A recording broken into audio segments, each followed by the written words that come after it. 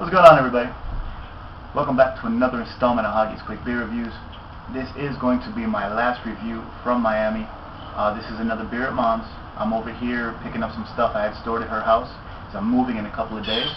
And I had been planning on doing this review here. I wanted to do one more Latin American beer before I moved. The last two reviews I did out here were Presidente, which is from the Dominican Republic, and Doña, which is from Nicaragua. Those and today's beer are quite possibly the three most popular Latin American beers you can find in South Florida. And today's beer is Polar. Take a look at it. Now you might think it's polar, and I guess it is. Their mascot or logo is a little polar bear. But down here we know it as Polar, Cerveza Polar. This is from Venezuela. On the side here it says Importada Cerveza Tipo Pilsner, imported Pilsner type beer.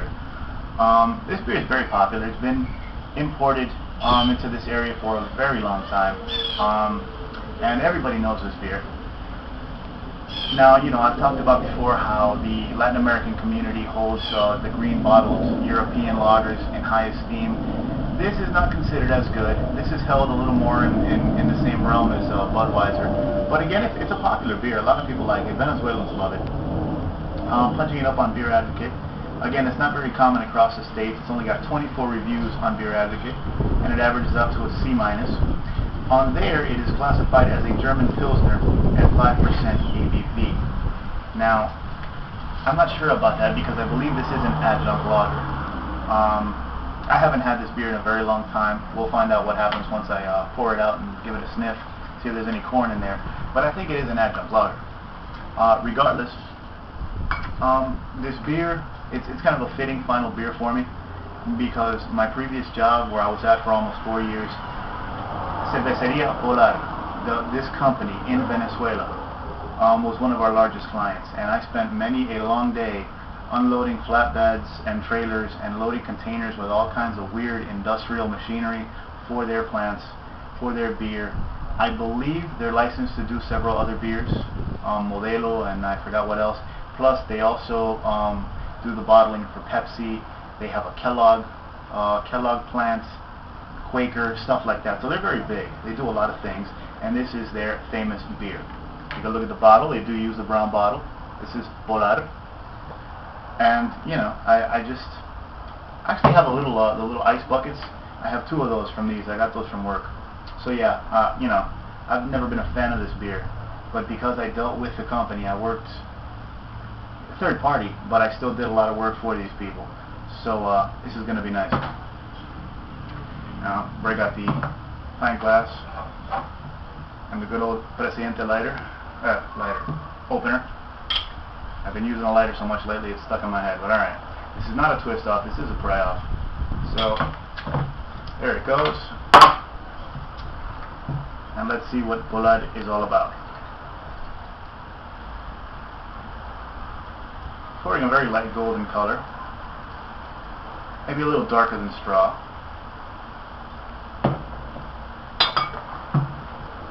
I was kind of soft on the pour there, so didn't get too much head. But yeah, this is a light golden. I wouldn't call this straw just yet. It's a nice color though. It's very clear. I mean, very clear. And there's a lot of active carbonation going on there. You might be able to see that from there. But again, I had this beer back in the early 90s when I was a kid. You know, it's been around for a long time. So I figured before I move out of Miami, it's a perfect review. Plus I get to do the 3 most popular Latin American beers.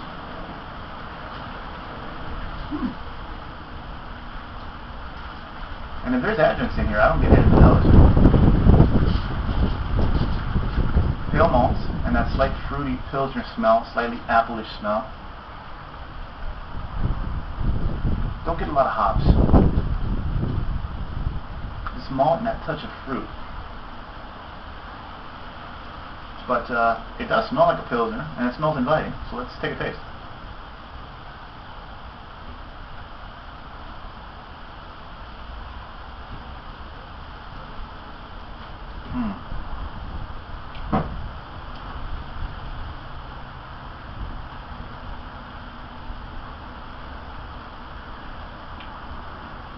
If there's any adjunct in there, it's very mild.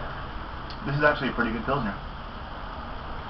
I'm not a big Pilsner fan, a big lager fan, but I have to say, out of the three I had, the Presidente de Toña and this is the better beer.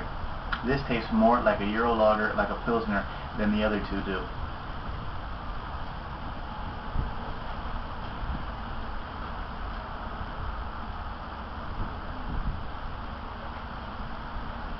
Maybe there is a hint, a little bit of corn in there, but if they use the adjunct, and I'm sure they did, most South American, Latin American breweries do, but they didn't use it too heavily.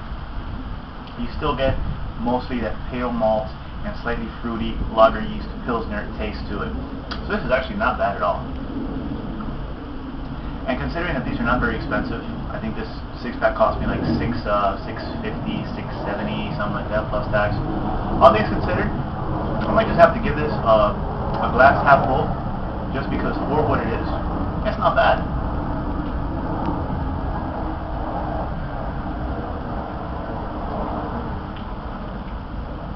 Yeah, there is a little bit of adjunct and there, a little bit of corn, but it's mild. You still get that Pilsner fruitiness, and it's tasty and it's refreshing. It's thin-bodied, but it's carbonated. It is carbonated, but not super carbonated. It's not overly carbonated. So yeah, man, this is not bad. I've been knocking this beer for a while, telling the guys at work, you know, I'm not drinking Polada. There's better beers out there. But all in all, this isn't that horrible, guys. If you come across it, take a chance on it. And I know some have reviewed the cans. They're available in cans. I'd roll the dice and go for the bottle. It is a brown bottle, and it is a pry-off cap. So I think you may be better off than dealing with the can. But regardless, this is not bad. I think I'm going to save a few of these and take them up north when I move. What the hell. But yeah, guys, that's it. I'm going to be gone for a while, so enjoy your beer without me. I will be back hopefully within about a month or so with some more reviews from my new apartment up north. And until then, guys, cheers and take care.